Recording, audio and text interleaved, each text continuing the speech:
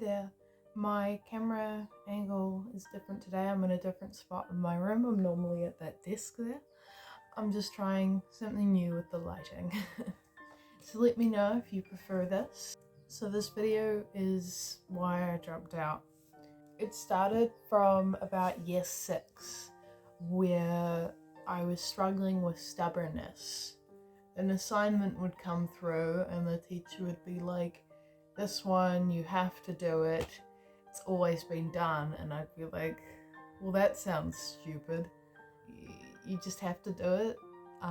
Like there was a book report we had to do that had like 50 pages because you had to do a whole piece on each chapter and it was gonna take the whole term.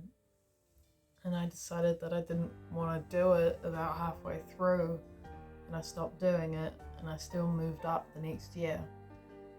In year 7, we had to do an autobiography. It just had to be done apparently, and I completely refused to do it after doing like the introduction. The teacher called it a draft and I was like, okay, I'm done. I can see how long this is gonna take and I do not have the brain power for this.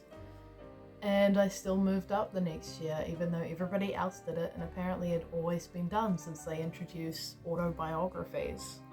And this is when I started losing respect for authority, especially the teachers. And if I didn't like my teacher, if I didn't respect them, I generally didn't do work.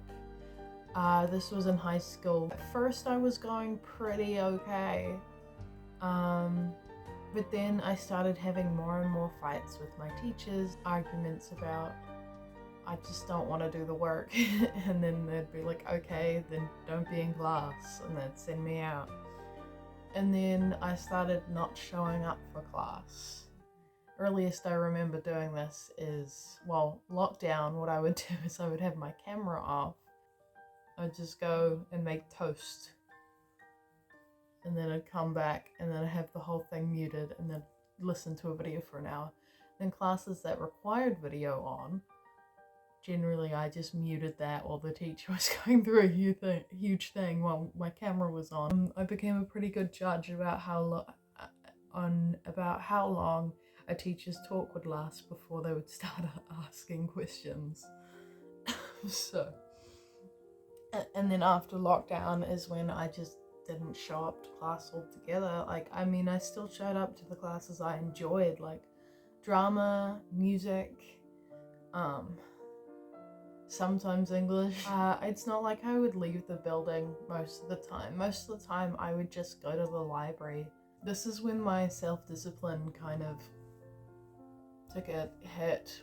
Even now I struggle tidying my room. Just because I don't see much of a point, like it's gonna get dirty later. I have to for flat inspections. In New Zealand, we call our homeroom teachers ARCO teachers. My ARCO teacher, bless her heart, she was amazing. She got me work experience inside of the school because I didn't really want to do much other classes. I was a student teacher aide for the disabled students. It got me to school. I showed up like nearly always and I learned so many skills, and I'm so thankful that my ARCO teacher got me this. I wanted to show up for school. It was more. I still wasn't going to math class, but I enjoyed being at school now. Unfortunately, she had to leave school due to health issues, and I ended up getting a really crap ARCO teacher after that. The dean of my schoolhouse, Mr. In Your Face. I was wearing the wrong socks, maybe my laces weren't tied, my blazer looked scruffy. He just would not get out of my face. I was on his radar. I was one of his targets. Oh, I really hated this guy. I still do. And then when he found out that I was trans, he outed me to all the staff. My ARCO teacher came and said, oh, he's going to send an email to all the teachers saying that they should affirm your pronouns. And I said, no, I do not want him to do that. Tell him not to do that. I want them to figure out on their own. I didn't want them to know I was trans. I just wanted them to assume that I was a boy by looking at me. That was really upsetting. My last couple years, this dean, he got vice principal. He should not have been put in that position. He has this weird power trip with like getting in students' faces if they don't agree with him, that they disrespect him, and he cannot stand for that. That is the worst thing that could ever happen to him. It just made school a much worse place because now he could enforce all these other things.